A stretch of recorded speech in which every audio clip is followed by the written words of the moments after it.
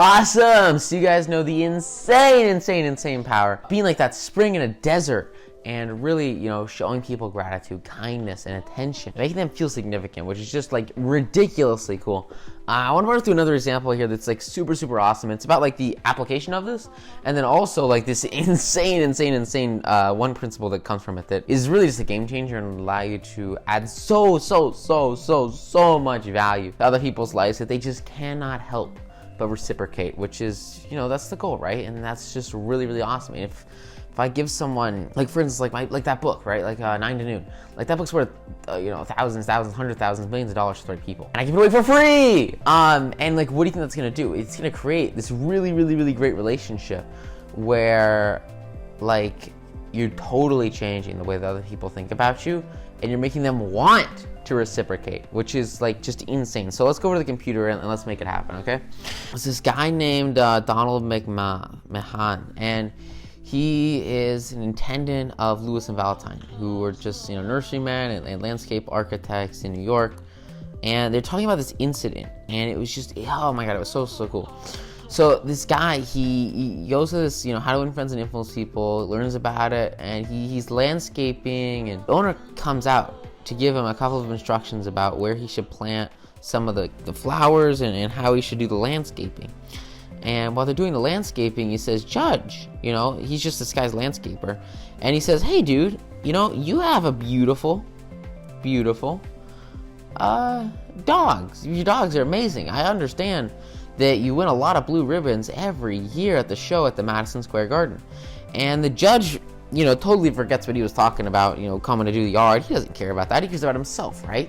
And he says, well, yeah, the judge replied, he says, I have a lot of fun with dogs. Would you like to see my kennel? And then they spend almost an hour, this judge is just showing him his dogs and all the prizes that they've won, right? Which is just ridiculously cool. While he's supposed to be out there like mowing the lawn.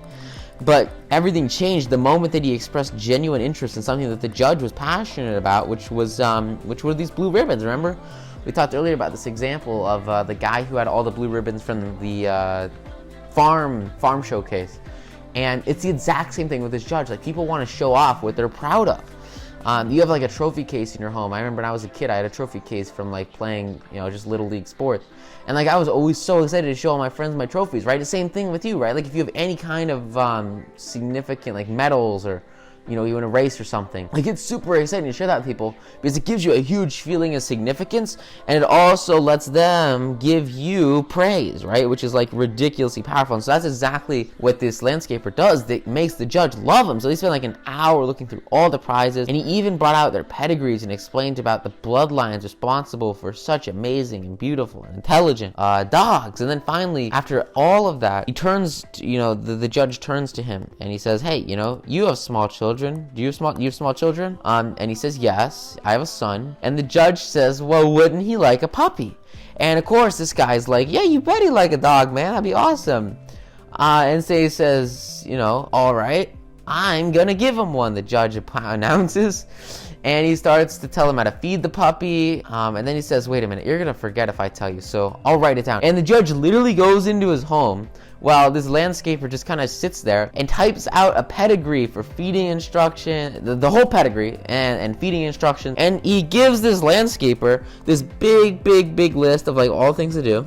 And then he just hands him a puppy, just hands him a dog. A puppy worth several $100s, which then was probably about $1,000. And he gave him, an hour and 15 minutes of his valuable time? Largely because he expressed his honest admiration for his hobby and achievement. I mean, dude, that sentence literally is so powerful. He expressed an honest admiration for his hobby and achievements. If you can do that, and you can express interest in what people care about, they're going to love you. And in this case, he gave them a gift worth a ton of money, all because he expressed some gratitude, man. George Eastman of Kodak, the fame, he invented the transparent film that made motion pictures possible and amassed a fortune of $100 million and made himself one of the most famous businessmen on earth. Yet, in spite of all this tremendous accomplishment, he craved a little recognition just as anybody else, as you, as I, whatever, right?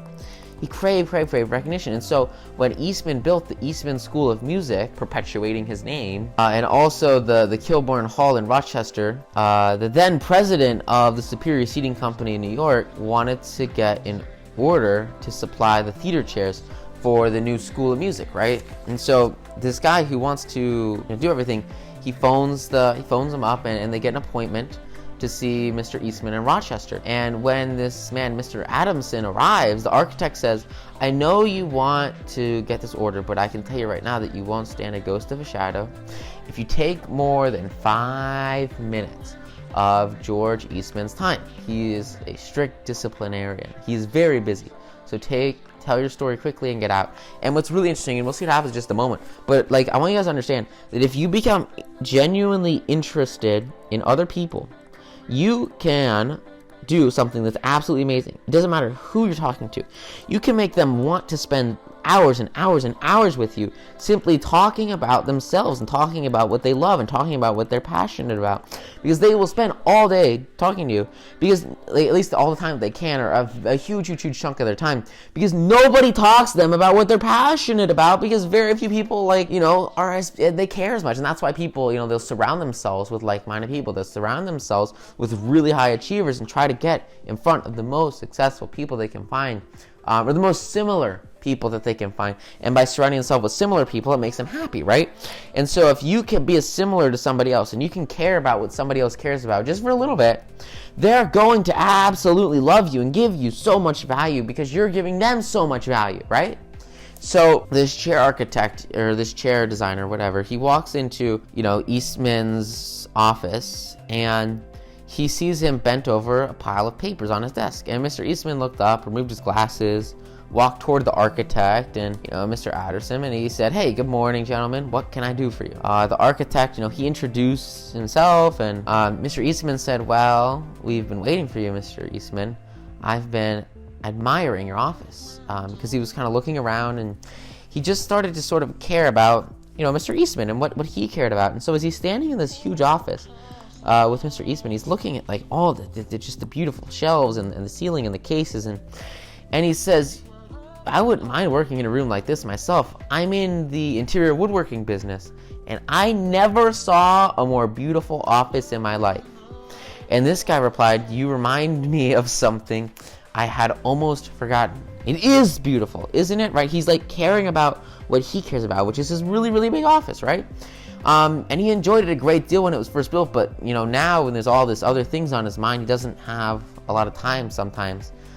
He doesn't even see the room for weeks at a time. And Adamson, what he does is he walks over and he just starts, engaging with what he's passionate about, engaging what Eastman cares about, which is the office. And he just starts rubbing his hand against this wood. And he says, this is English oak, isn't it? A little different texture from Italian oak. And Eastman says, yes, imported English oak. It was selected for me by a friend who specializes in fine wood. And then Eastman showed him, about the room and commented on the proportions, the coloring, the hand carving, and all the other effects that he had helped to plan and to execute. And they literally just go throughout the room and talk about all the beautiful wood furnishings in his office that he had spent so much time developing, and he was really, really passionate about. That's all they talk about. And while drifting about the room, admiring the woodwork, they pause by the window, and George Eastman, in his modest, soft-spoken way, points out some of the institutions through which he was trying to help humanity, right? So the University of Rochester, the General Hospital, the Homeopathic Hospital, the Friendly Home, the Children's Hospital, etc., etc. And Mr. Adamson congratulates him warmly on the idealistic ways he is using his wealth to alleviate the suffering of humanity. And all he does is he gives genuine praise to what he's doing. And he says, dude, that's awesome. Congratulations on being so charitable. That's really, really, really cool. Nothing more, nothing less. And then that moment, Eastman, he unlocks a glass case. And he pulls out the first camera that he ever owned. An invention that he had bought from an Englishman. And Adamson, what he does is so powerful. He asks, because this is obviously something that Eastman is very, very passionate about. He's literally spent his entire life building up this film company based on this camera. And so Adamson questions him at length about his early struggles to get started in business. And he asks him, how did you do it? And Mr. Eastman spoke with real feeling about the poverty of his childhood, telling how his widowed mother had kept him in a boarding house while he clerked in an insurance office.